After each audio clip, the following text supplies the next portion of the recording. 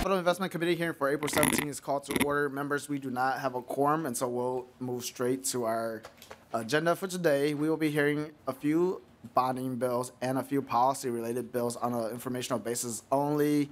With that, we have Representative Scott. Welcome to the committee. Please proceed. Thank you, Mr. Chair. It's a pleasure to be here. Good to see some folks I haven't seen in committees for a while. Thank you for hearing the bill today.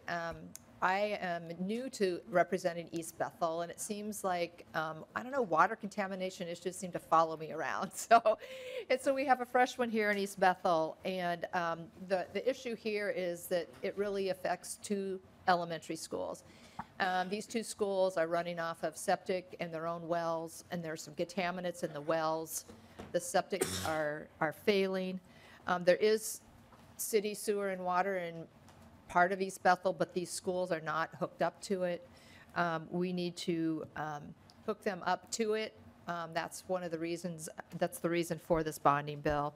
There would be one water tower and a treatment center and all the infrastructure that goes along with that. And if I might, I'd like to, Mr. Chair, turn it over to Matt Look, who is the city administrator at East Bethel that brought this issue to my attention. Welcome, City Administrator. Please identify yourself and proceed. Thank you, Mr. Chair. My name is Matt Look, City Administrator for the City of East Bethel. And thank you for the opportunity to testify today on this very important public health project in the North Metro. The North Metro has been home to landfills that back in the day may not necessarily have been designed to protect groundwater. Wells in East Bethel today have produced high levels of tannins, radium, manganese, and volatile organic compounds. I've included in your packet a letter from the Minnesota Department of Health identifying these concerns and their geographical location in close proximity to the two elementary schools we're talking about. Adjacent to the decommissioned Superfund landfill, you'll see the map of those two schools. And as was mentioned, they are both on well and failing septic at this point. And the reason why I'm here today is to ask for your help for the resources necessary to hook up these two elementary schools with city sewer and water utilities. The good news is we can treat the water, remove the contaminants, enhance public health and safety for the children that attend there, about 1,000 total students. The request is for bonding to complete the water lines, wells, tower, and water treatment plant. East Bethel was in news dating back to 2010 when they invested $20 million into the infrastructure necessary to hook up to the Met Council Reclamation Project or the wastewater treatment plant up there. And sewer collection system is in close proximity to these schools already, so that's part of the equation. Unfortunate reality is those bonds are going to be paid off by 2040, and the city has about 11,000 people, so bonds of this size are rather large for a city of that size. And so the advent of adding another 10 million to the bonds is probably not something that will happen anytime soon. So it's kind of a but-for test. But for state participation in this, this project would not move forward. So certainly I'd appreciate your support on this and would stand for any questions.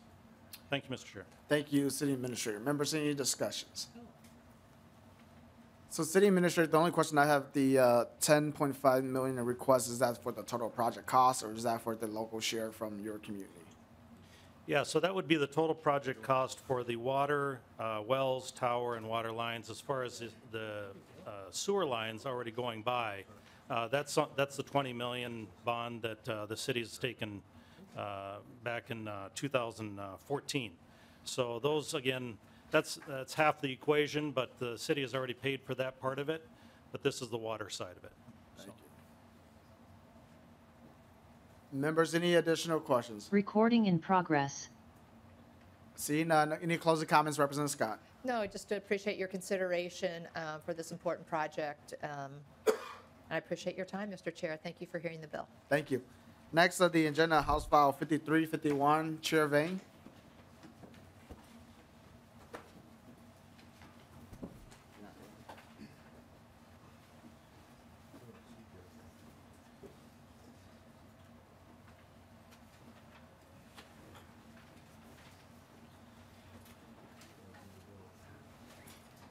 So not seeing Chair Vang, we'll move on to the next item of the agenda, and then we have Vice Chair Reyer, House File 5203. And as Vice Chair Reyer moves up, I understand you have a A1 amendment for reference. Welcome, please proceed.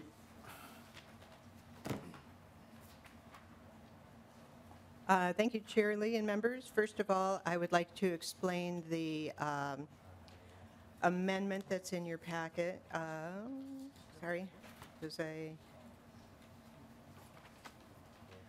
this amendment is very simple. It replaces page 2, line 29, replaces the day following final enactment with the date July 1, 2024, to make the timing of establishing the program and the funding compatible. So this project, House File 5203, establishes and funds a new program for accessibility-focused capital investments on state-owned property. In the work we do here in the Capital Investment Committee, we see so many requests and so much need for investment across Minnesota, especially for asset preservation. And many of the sites we visit on bonding tours have accessibility upgrades as part of their need. Amidst the competition for bonding funds, it seemed that requests that would provide better access for people with disabilities often don't rise to the top. This program is suggested to provide dedicated resources for those needs. The bill sets standards for eligible projects and usage of funds, outlines procedures for the Department of Administration, and requires an annual report. $10 million is requested to fund this account. I'd also like to note that the administration has come forward with a similar program using general funds. As they say in their request, the purpose is to provide financial assistance to state agencies so they can better address the facility needs of their employees and public visitors. By improving the physical access to state government facilities, this program will also improve the independence and productivity of Minnesotans with disabilities. I look forward to working with the Department of Administration to bring our two proposals together. None of us are getting younger, and as my friends and I have gotten older, it's become more vivid and more personal that accessibility improvements benefit us all. And I want to thank all of the advocates who are working for better disability access. I'm grateful for your input and sharing of experiences. And now I'd like to turn it over to Trevor Turner for his thoughts on the bill.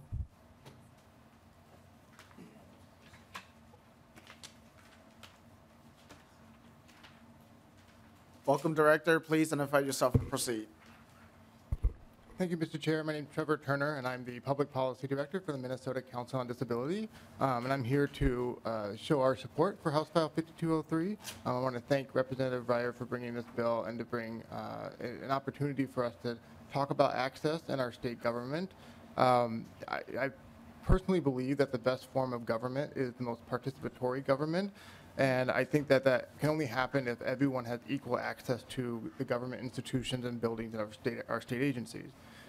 This fund would establish a centralized fund that our state agencies, especially those that are small agencies and small commissions and councils who do not have the funding necessarily to fix some of the ADA requirements in their buildings and offices. And so I think that would be a lot of help for our smaller agencies for that thing. And then this will also enhance public access and employment opportunities for people with disabilities. The Council on Disabilities has had employees who were not able to access some of the HR buildings for their onboarding processes because they were not accessible. They didn't have the proper wheelchair ramps or functioning elevators and things like that. So this will go a long way to helping employees with disabilities as well who work with our state agencies. I was pleased to see that there's a possibility for future adjustments based on, as need as we see fit. I think this initial funding will go a long way, and I hope that we can continue to have this fund available on an ongoing basis. And of course, ADA compliance in government buildings is not just a legal requirement, but is a fundamental human right. And I think ensuring accessibility for all, regardless of disability, upholds the principle and equality of non-discrimination.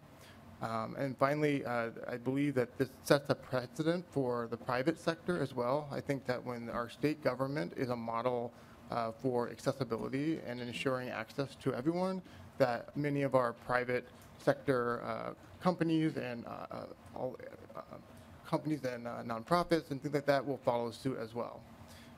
So the Minnesota Council on Disability is excited to review and recommend the project approvals, and we look forward to assisting our state agencies to ensure accessibility for everyone. Thank you. Thank you, Director. Members, any questions? Seeing none, closing comments, Representative Reyer. Well, I have this bill because every Minnesotan stands to benefit from greater accessibility, especially when it comes in the form of state-funded projects and capital improvements. So I ask for your support. Thank you. Thank you, Representative Reyer. Next, the agenda will go back to Chair Vang, House File 5351.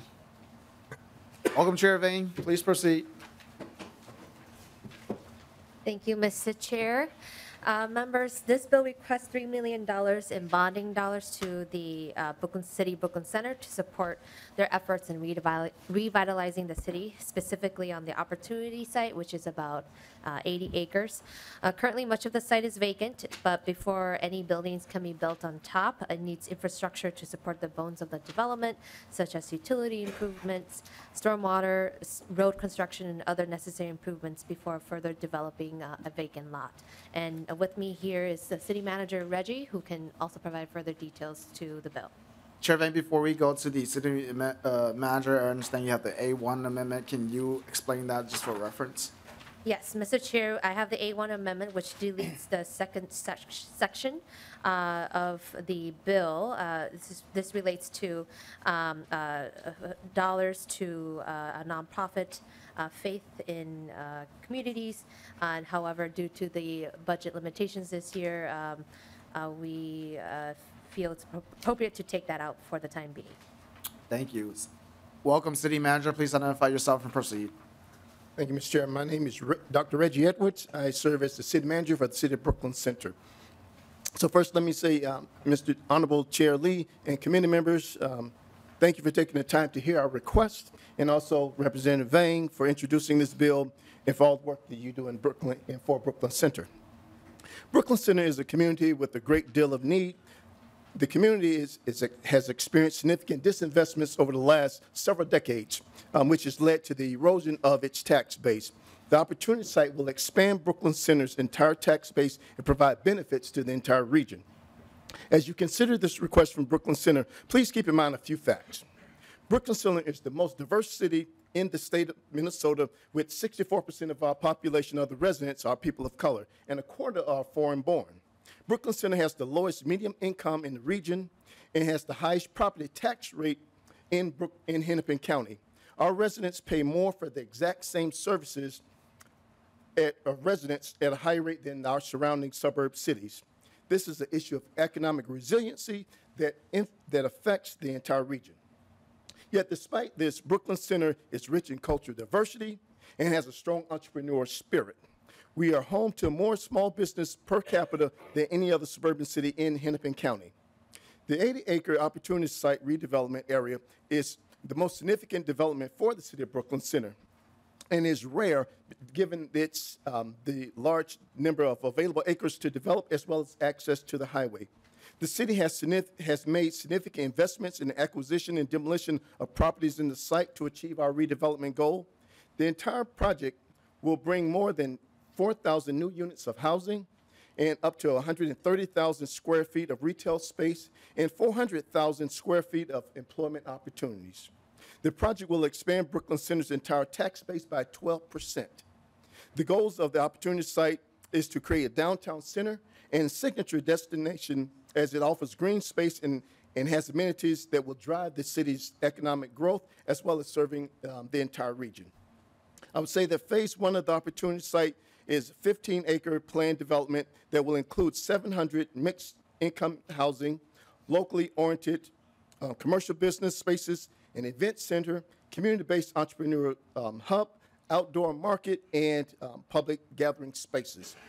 The macroeconomic changes and rising interest rates had led to the project's funding gap. for the infrastructure. Without additional funding for the public infrastructure, the Phase 1 and development across the opportunity site will remain infeasible.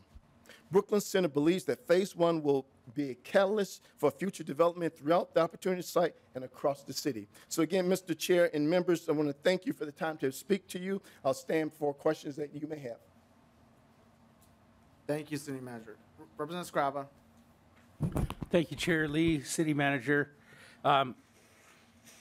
So this $3 million investment is going to spur a dollar amount. You could, I heard you say it's going to have housing, all these other things. Just a ballpark. I don't need a tight number, because if 3 helps bring 50 or 60, it's a very worthy project. So, thank you, Mr. Chair. City Manager. Yes, Chairman Lee, committee member, we anticipate that Phase 1, with the 15 acres, that $80 million, investment 80 acres would generate approximately $240 million in redevelopment.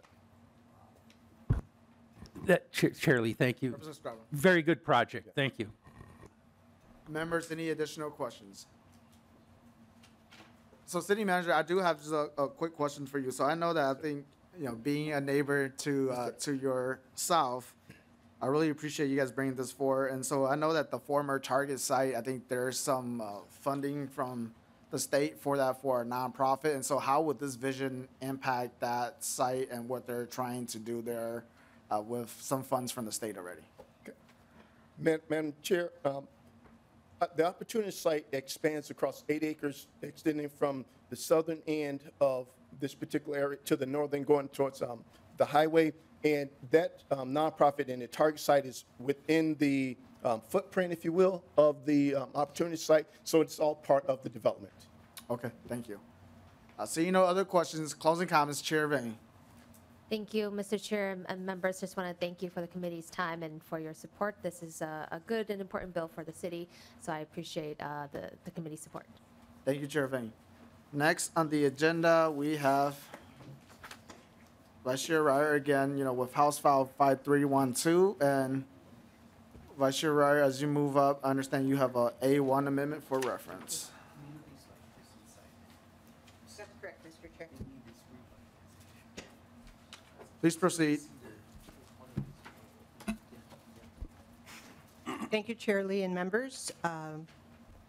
I do indeed have an amendment, the A1 amendment. This takes a provision from a Chapter 71 from last year that authorized the report for this, the report that we're seeing as the basis for the legislation today. We had allocated $304,000 for that. We are adding a provision from lines 2.4 to 2.7 that says upon completion of development of the recommendations, remaining funds may be utilized to begin implementation of the recommendations. And so I would propose that we pass this amendment so that the remaining funds can go to the project budget. Okay, thank you, Representative Reyer. Please proceed. So the bill before you today represents results from a progression of work to update Minnesota's sustainability guidelines and processes. And this is a program that dates back to 2001. My first bill dates back to March of 2021 and focused on adding resiliency guidelines to help adapt state buildings to projected climate change, climate-related changes. And since we did not pass a bonding bill during that biennium, these changes did not move forward. In February of 2023, the Office of the Legislative Auditor issued an evaluation report that critiqued program oversight and administration and issued a set of recommendations to improve the program. This report was presented to this committee last session. As a follow-up to the OLA report, funding was included in the 2023 bonding bill for the Department of Administration to contract with the University of Minnesota Center for Sustainable Building Research, or CSBR, to develop recommendations based on the findings in the OLA report. This report is provided in your packets and online. These years of effort culminate in House File 5312 before you today. The bill language was developed through close collaboration between admin and CSBR, and I'm pleased to have been part of that successful work effort. The bill defines a robust structure with clear accountability, support, and defined processes that enable our sustainability program to fully achieve its goals.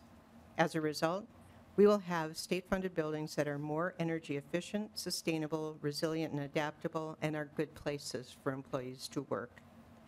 Richard Graves from CSBR will now provide more detailed information about the bill. Welcome, Director. Please identify yourself and proceed. Thank you, Chair Lee, Vice Chair Reyer, and members of the committee. My name is Richard Graves, and I'm the Director of the Center for Sustainable Building Research at the University of Minnesota.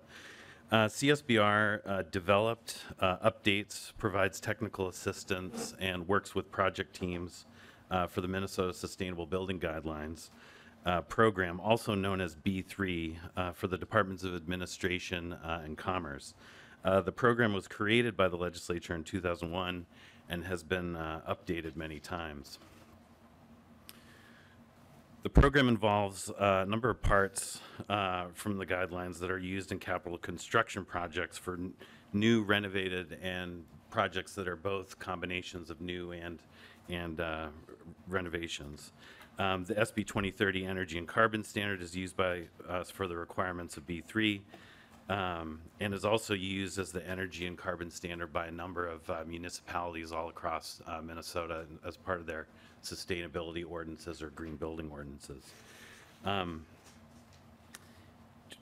then finally, B3 also tracks energy usage, provides operations improvement processes, and conducts post-occupancy evaluations on existing buildings and completed B3 projects.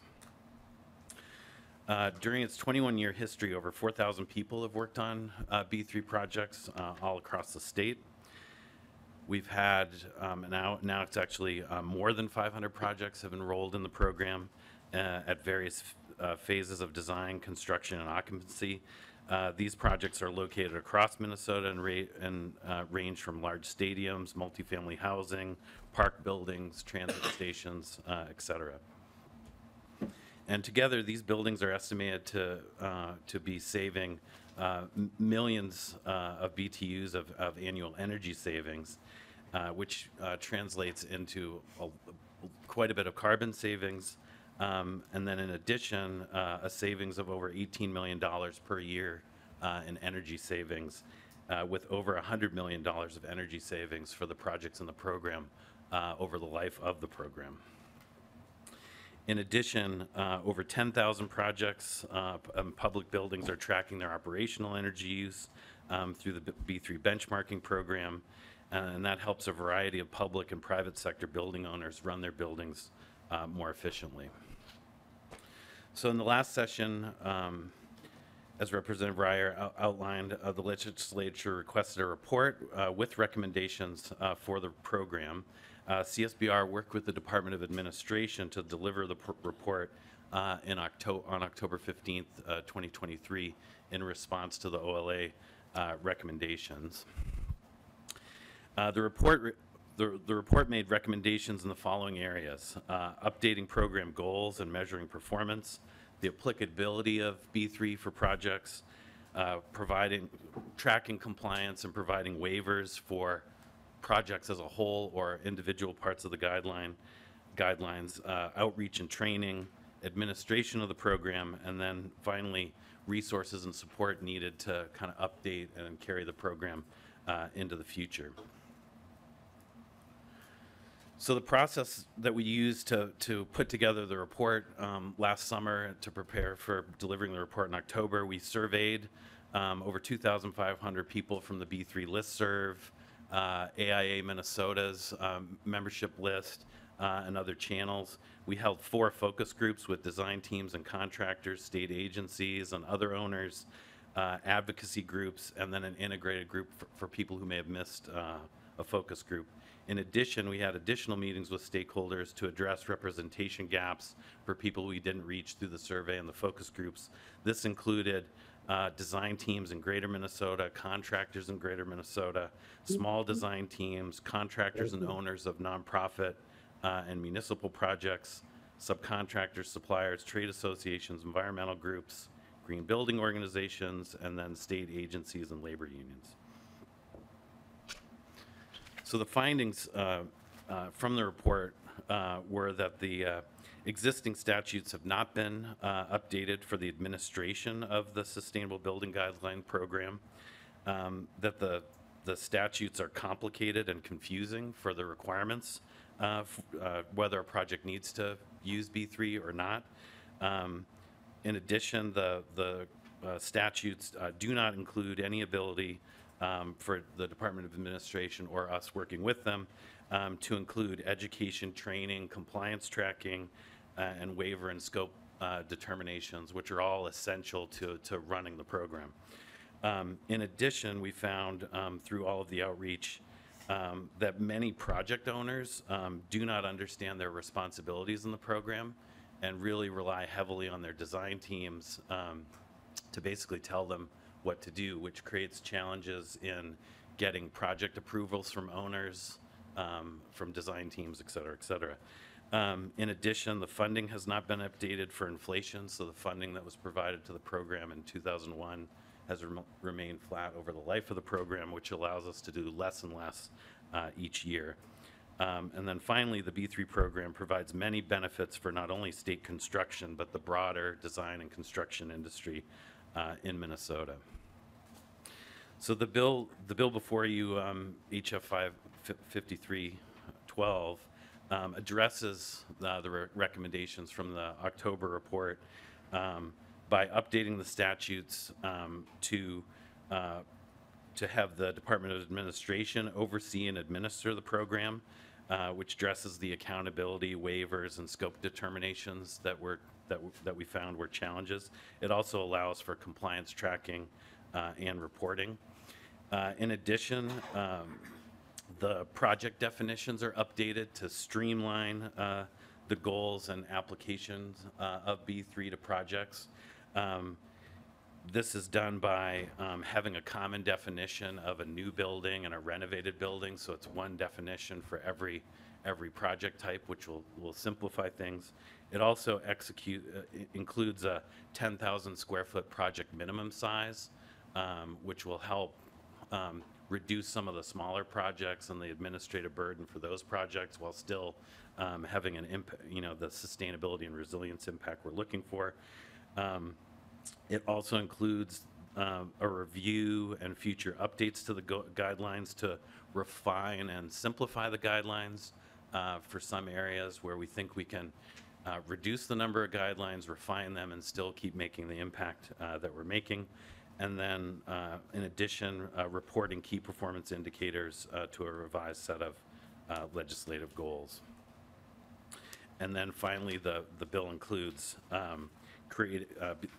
adding the ability to do education training and creating compliance tools to support project owners and design teams to be more successful. This will give us the ability to do online education and training by project role, new education and training for project owners so they understand their responsibilities and their roles in projects, and then bringing first-time participants in the B3 program up to speed so they know what to do and can be successful. So thank you, Chair Lee, Vice Chair Reyer, and members of the committee. I'm happy to answer any questions. Thank you, Director Graves, for the presentation on the updated report and the language that we have before us. Representative Scraba. Thank you, Mr. Chair, and Representative Reyer and Director Graves. Are there additional costs by using this? And more importantly, is the technology and the product availability, is it to make these buildings? Because a lot of times what comes out of the idea doesn't hit the real market for years, So I'm just curious, are there any extra costs and availability of the product? Director Graves. Representative, that's a good question. So additional costs, and quite frankly, that's why the bill allowing us to get a better handle on and get better reporting from project teams on costs would help us track that. We've done a number of studies over the years to try to get to, exactly what the additional costs are. Generally, with a limited amount of projects, it's 1 to 3% additional costs. But again, expanding that out to be able to track it across multiple project types, locations all across the state would allow us to have a more robust tracking of that. The program, and particularly the energy part of the program, is where you run into those technology barriers or potential cost increases. And the program includes a payback analysis that has to occur. And so if a measure doesn't pay back within a 12-year payback, is the current way that's defined, teams don't have to do that. I will say what we often find, and this is part of that project owner education. Yep. Many owners don't understand that, so they're not kind of going through and really doing kind of a comprehensive analysis, and they might think they have to do an expensive strategy, and then the more we can work with them, we can find out, no, that actually, from a cost payback perspective, you don't have to do that, and here's an alternative compliance path. So, Representative Scrava. Thank you, Chair. Thank you. The other question I have is, what bill would this appropriation be included in? Representative Reyer. Thank you, Mr. Chair. Representative Scraba, it would be in our bonding bill. All right, thank you. Representative Scrava. Thank you. That's good. Thank you, Chair. Members, any additional questions? Representative Franzen. Thank you, Mr. Chair. Mr. Graves, if individuals that are, have bonding projects or are looking at potential bonding projects, would they directly contact you or about the plan for the B3, making sure that they're reaching it or that they're not over, that they're not putting too much B3 that they don't need? Dr. Graves. Representative, good question. I mean, first they work through the Department of Administration process to do a pre-design, which tells them they need to factor in B3 and the cost when they're putting costs in for a bonded project. Many teams, when they're going through that, will have a meeting or a workshop with us where we go through and kind of verify the costs and their approach. And we can kind of catch things or make recommendations. But I will say, many teams don't do that at all and kind of go ahead and we catch them after the fact, which I think is one of the real challenges which this bill addresses, which is to catch these project teams in the beginning so that we can start to work with them and kind of everything is reviewed and integrated into their projects from the beginning, both on the design side but also on the owner side. Representative Franzen. No, it's fine. Members, any additional questions? Representative Erdahl. I don't have any on this one. I will later, so do check on me. I don't know how to raise my hand here. And so, members, with that, I just do want to note for the record that both Representative Erdahl and Representative Carroll is joining us virtually for this committee hearings. And, I really appreciate that question, Representative Franzen. I think that, if we have a bonding process in place, that I will hope that, not just local units of government too, but, nonprofits, whoever, they go through, Department of Administration with the pre-design design so that we can actually, on the back end about the funding end, really understand what projects is in front of us. And so really appreciate you raising that for us so that any project, whether that's this requirement or any other requirements that we have in state law, is understood by projects proposers before they ask for funding from the state. So really thank you. Say thank you to you, Dr. Graves, for coming up with this report to capture all of that. Any closing comments, Representative Reyer? Thank you, Mr. Chair. I appreciate the attention to this and just want to note that what we've been able to do is take the experience of the past 20 years, learn from it, and put recommendations in place that will help us do this important work better. So thank you. Thank you, Representative Reyer. Members, so the next two items of the agenda is both of my bills, and so I asked Vice Chair Reyer to come take the chair, and I'll go up there.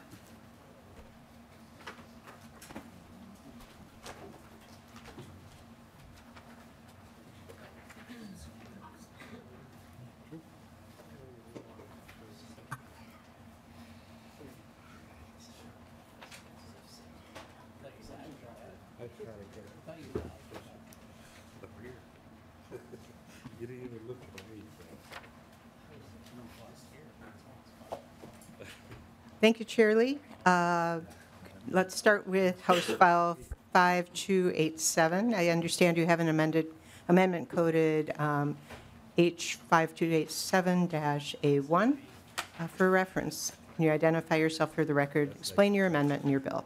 Thank you, Madam Chair and members. The A1 amendment just further clarifies the nonprofits that if they were to receive funding from the bonding bill, then this is making sure that we're just targeting those from the bonding bill and not any other nonprofits from other grants through other state agencies. And this was something that was brought forth by MMB. And so to the bill before us, I think the House research memo really explained it. I think, for me, as we travel across the state, when we hear from local communities about the different projects that they have, whether that's on tours or in the committee, they talk about, what is the total project cost, what is the local share, where the other fundings are coming from. And so what the bill does is to further clarify, saying that the non-state share, as what we currently have right now, applies to both, local projects and capital projects, and that this include any state assistance in any matter that includes direct appropriations, grant programs award, or any combination of state assistance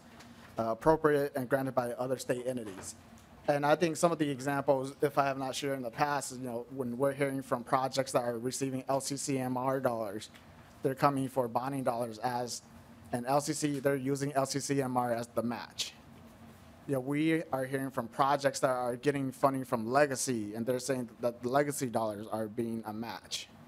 And then I think, one example that we heard here, and I asked the PFA, what about some of these grant programs with the PFA, is that considered a state match or whatnot? And I think the discussion was that, yes, that's going towards that match that we have too. And so I want to make it clear that at least the standard for us is that we have a local share, and we as legislators, should we choose, when we create and craft our bonding bill, we could have exceptions. We just need to write it out in the language. And so the standard would just be that there's a local share at 50% or so, and then after that, shall we choose as a body to make an exception to that, then we could write that into the language. And so that's what we have in front of us today. Thank you, Chair Lee. Representative Scrappa. Chair Reyer and Chair Lee, I hearkening back to my mayoring days when we had a $9 million project and PFA was in it, PSIC was in it, everybody was in it, and our match was what we could afford, and it wasn't half, it wasn't even close. And I think it's your comment about, or if you can put it in either legislation, or everyone in the pipe has to understand, some communities can't afford 50%, but they're putting their skin in it, you know what I'm saying? They're putting something in it that they're willing to, if all they do is X and they're asking for a bigger number, their little bit means something, at least to me it does, that they're trying, but they're coming to the state for help, and their cause is a good cause. So at first blush, I agree with you that, the 50% for the nonprofits, unless this board or whoever puts in there saying they can't handle the 50%. It's not, and they're using LCCMR money and help me with that. Are you saying that if a project uses, let's say $1 million project, 500,000 comes from bonding, capital investments, 500 comes from LCCMR, does one match the other, or does that not match then? Chair Lee. Thank you, Madam Chair, and thank you, Representative Scrabble, for, just to that example. I think that we need to acknowledge that LCCMR is state dollars too. And so when we do that project that you're providing as an example, then that's 100% state share without any contribution at the local level. Okay. No, that's good. Representative West. Thank you, Madam Chair. And adding on to what Representative Scrappa was saying, I feel like on line 1.18, the original language says if they have very low average net capacity, a state share could be more than half. So I think existing law does cover it. But one thing I have to say about this session, I had no idea how much I agreed with Representative Lee on how we should do some of these bonding things. The number of requests we get is outrageous. As we talked about your last portion, I think that was down the right path. This is something that I've thought many times to myself. This is exactly how we should be doing it, because we have to find ways to, one, incentivize local communities or nonprofits or anything to come up with as much as they can. Because as much as we'd love to help all the good causes in the world, we have $70 billion of requests or some insane number. So I think this is a great way to do it, and I like this in addition to that other bill. Leader Erdahl.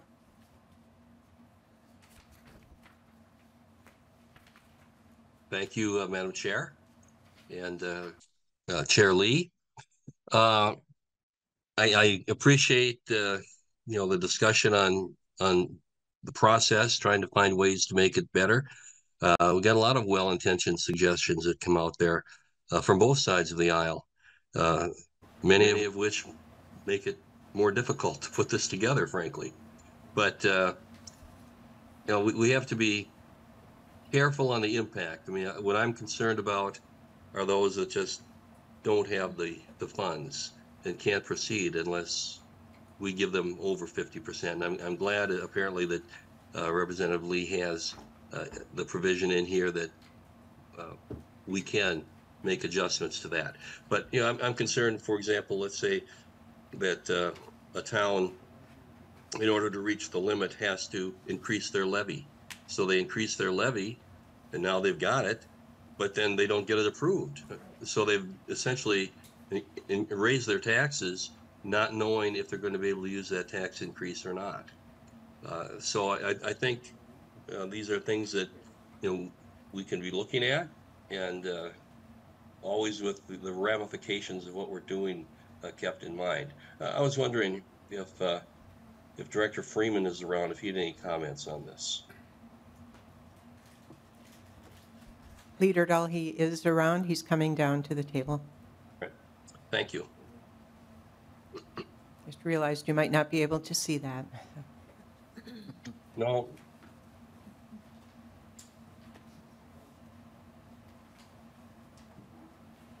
Director Freeman, please introduce yourself for the record and proceed. Madam Chair, members, I'm Jeff Freeman, the Executive Director of the Public Facilities Authority.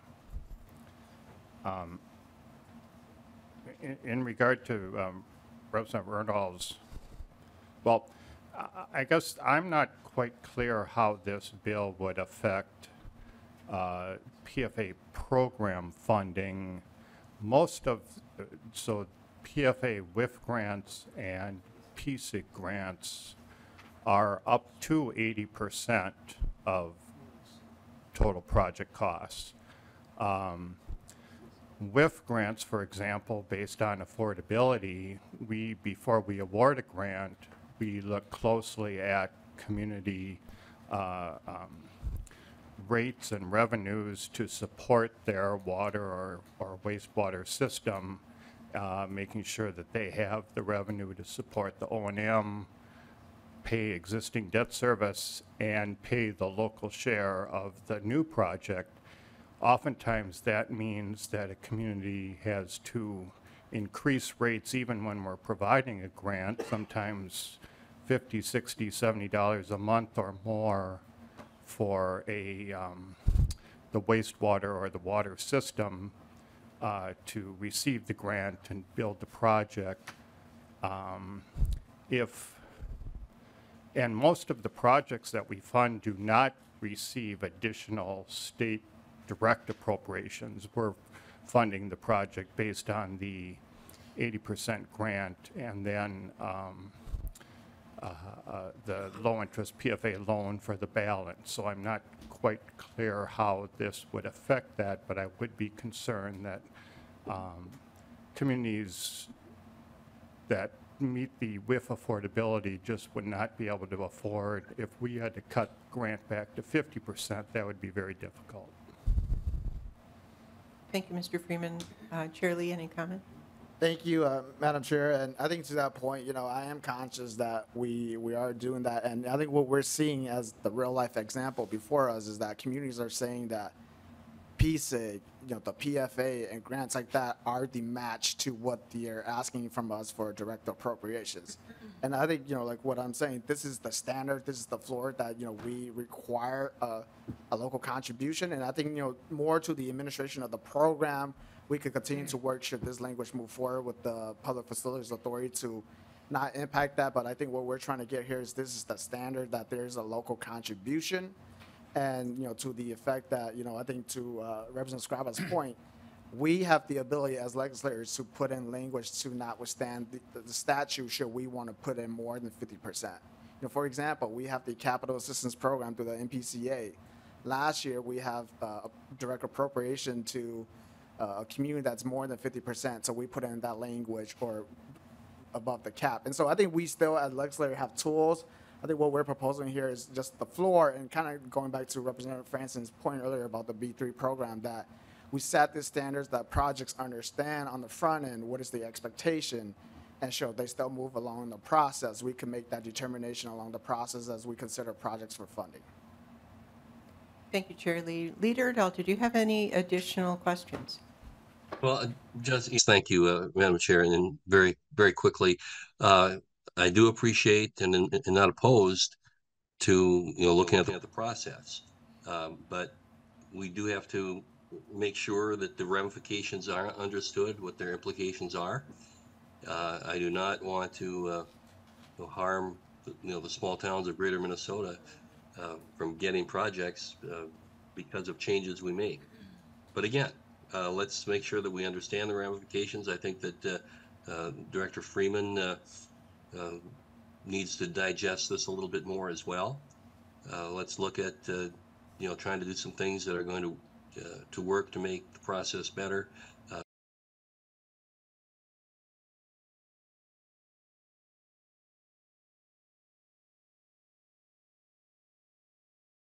Not trying to get after the small towns or big cities. I think the example that I use in my own city right now, the city of Minneapolis is coming forward with a $44 million bridge that they want us to consider for funding at the full amount.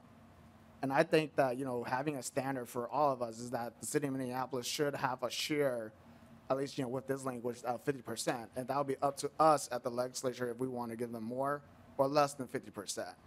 And so I want to let you all know on the record that this is a standard that I want to set for everybody, because we have the hard decision to make. And that's why I really appreciate the feedback from Representative West, that we have to look beyond our individual communities and see how could we be good stewards of the public's dollars as we put in our budgets together. Chair Lilly. Madam Chair, could I just quickly respond to that? Leader Adult.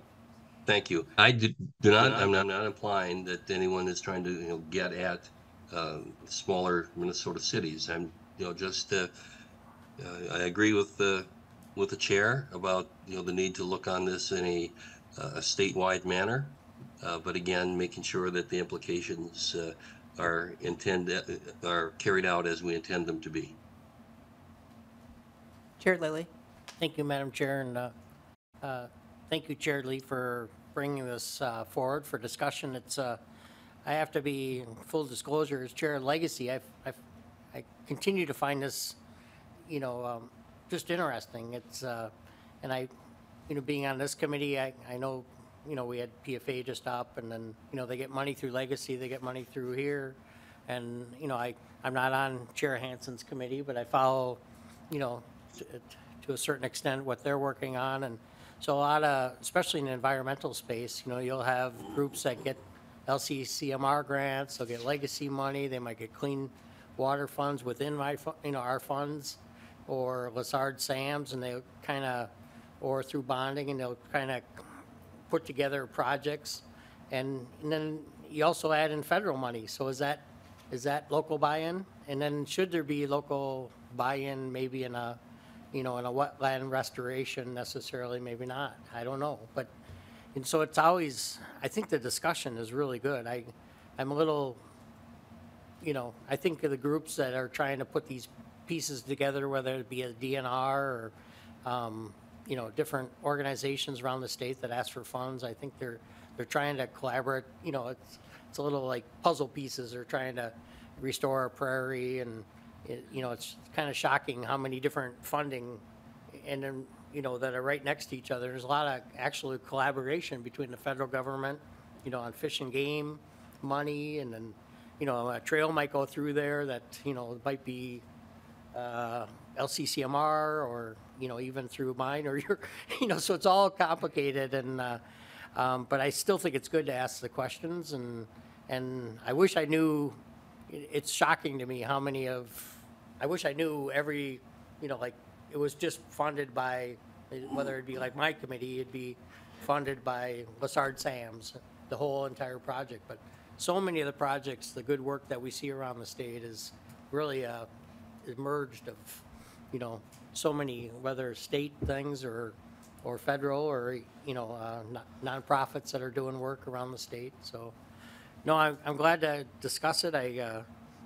It's a little embarrassing that I don't have the answers. We on your committee, we toured that one prairie restoration, the wetland, and the one that we happened to be on that day was actually Lessard Sams. Remember, during the rain, and but the same sort of projects done through the funding that comes through this committee too. So there's really no difference. It's just another restoration in a different category. So I don't have an answer, but I certainly support the discussion and looking at it. So I'm glad you are. So thank you.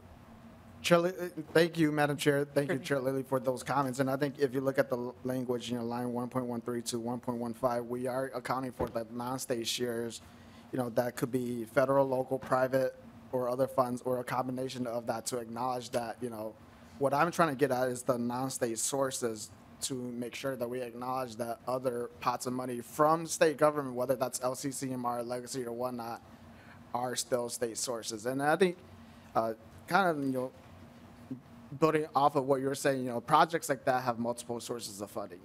On the flip side, we look at communities that don't have projects that fit those criteria.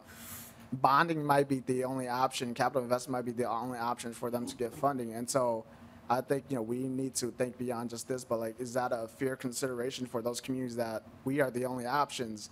The example I used before, I think DNR have several pots of money that they could go after, but Department of Corrections, I think we're the only funding source for them for their capital needs. And so, just to ask all of us to consider, there are some projects that can get different capital funding for sources for capital, but others don't. And so I just want to leave it at that for all of you to think about as we continue to work on this going forward. Representative Grossell. Thank you, Chair Reyer. Chair Lee, I think I heard the answer to one of my questions in there. Is this going to push projects that are questionable for bonding in the appropriate direction for the committee, or their other sources of funding? Chair Lee.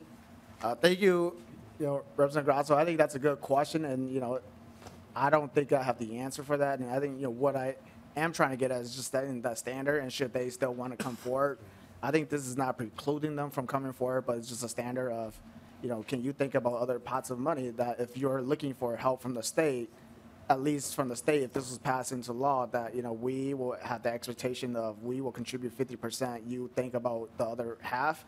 And if, to those points that's made loud and clear earlier, if the community cannot afford more than 50% or 50% of the project, we still have an ability as the legislature to put in language to not withstand this requirement and put in more money into that project going forward too. Representative Grossell.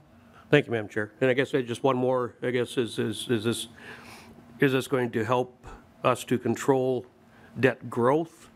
And will it help us, and will it also help us to bring debt down? Chair Lee. That's a good question, Representative Grosso. I can't answer that at the moment, but I think what I will hope is that, we will look at, funding 50% of projects going forward if we want to, as we consider funding, and so that there's that expectation that we're not going to fully fund a particular project, like the example in my community for the Minneapolis Bridge, that we could consider funding some portion of that, but we're not going to take on all the debt and all the funding for that bridge, and so you need to put some skin in the game too. Thank you, Madam Chair. And that's if we can, I'm sure you're just like I do, just like me, is that I don't want to take my credit card and run the son of a gun up to the limit and keep paying debt after debt after debt, yeah. So, thank you. Chair Hansen. Thank you, Madam Chair, and Chair Lee. I think I want to focus in on the layering, where you see money from bonding and then money from another state source and another state source. You know, it could be deed grants, it could be a variety of things that come together, and then all of a sudden there's 100% and there's no local participation. And we have seen an explosive growth of capital projects over the last 10 years in LCCMR. And so that's why we adopted policies to have the same type of criteria for bonding as the bonding projects, where they have to show, because that would be a way to bypass bonding if you get it into a place where it only needs a 50% vote to pass versus a supermajority. So it is a real issue in terms of layering things up, and then it's skill of or who has representation here rather than just any of the communities that are throughout our state, and that leads to unfairness. So I think this is a good effort to make sure that at least there's some local participation. And even on the capital projects that we would have in LCCMR, we said there has to be some local participation, and they can't layer it back. Shirley. And just real quickly to that end too, I think that, you know, it's fair for us to consider. Let's say that they get 25% from LCCMR, then for the Capital Investment Committee to consider that remaining 25%. And so just wanted to make it clear that I think, you know, the standard we want to set is 50%, and whether that's, you know, if you're going to layer like what Representative Hansen said, that, you know, we take that into consideration as the legislature when we look at these projects, and just having that standard of, okay, if 10% is coming from bonding, 10% from LCCMR, and then the remaining 30% could possibly come from legacy or whatnot. And I think that's just what we want to get at about the non-state share being from non-state sources. Representative Scraba. Thank you, Chair Lee. I'm thinking about my district, and I'm thinking about a trail.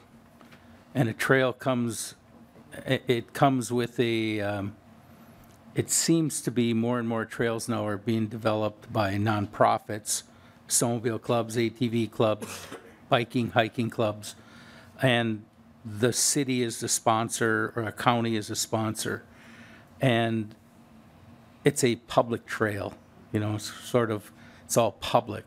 But so an ATV club comes in and petitions the DNR and says, we want to do a trail here, and then the money, oh, how are you going to pay for it? And the DNR says, well, we can give you X. And then they come to the legislator and say, can you get me some money for this? And then we come here, and in the end, this is the hard part that I have trying to understand this. In the end, it's the public's. It's all public. There's no private. No one benefits here privately, because we're doing it for everyone, you know, these trails. So I'm trying to wrap my head around, other than putting a rider on the bill saying no public match, like at the end of some of these bonding requests, no public match requested or authorized, whatever the wording is. So then it lets this group off from that. Is that going to be enough to satiate this this addition? Chair Lee. Thank you, Madam Chair, and thank you, Representative Scraba.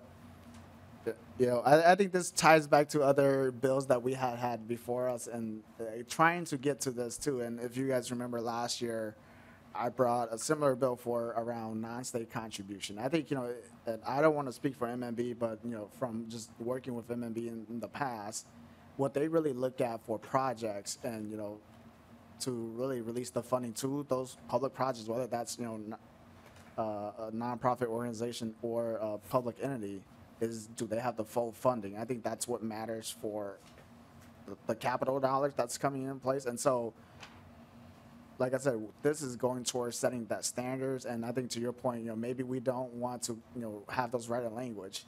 But I think what we're trying to do here, and what we have seen in the past, myself and I think Representative Erdahl, when he was chair too, we have put in more than 50% for a particular project. But I think this is the standard that I want to set for all of us, so that everybody knows before they're coming to the state, and whether that's the legislature's prerogative if they want to fund more or less than 50% of that. All right, thank you, Chair. Chairs. Representative Franzen. Thank you, Madam Speaker, or Madam Speaker, maybe someday. Madam Chair, Madam Chair. Mr. Chair, question, so we know that there's a lot of wants that come through us. We saw many of those wants on the bonding trip, and then we know that there's needs out there, especially when the state is saying, for example, we'll use the MPCA with phosphorus and nitrate levels, right? What I don't want to see is those needs, especially if it's mandated by the state, being hampered by a 50%. And I hear you saying we can negotiate that level, but my gut itself, once something is passed into statute, depends on once it leaves our hands, the department has a tendency to read into things and do their own rulemaking, making things sometimes more difficult for us that we didn't intend, right? So what ideas do you have to make sure that the needs of our states aren't hampered by the department or just negative implications that might come by? Chair Lee. Thank you, Representative Reyer, and thank you, Representative Franzen. I think that is a good discussion point that is beyond what we're trying to achieve here. And I think that, if you want to have that conversation, I'm more than willing to have that conversation on. I think, I wouldn't disagree with the comments that you have made. Oftentimes when we, at the legislature, have appropriate funding and it gets out there, how the agency, read the intent of the legislation that we pass. I think oftentimes, I myself have disagreed with agencies too. And so would love to touch base if you want to, after this, how could we really work together to really make sure that the intent of the legislature is reflective of what was passed and signed into law. Chair Lee, any closing comments?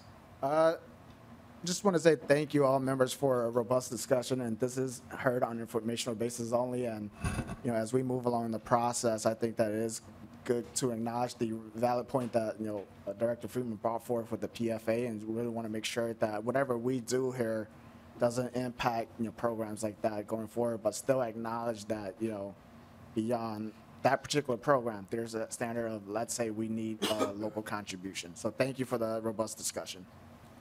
Thank you, Chair Lee. Next up, our last bill for today. Again, Chair Lee, House File 5384. Please proceed.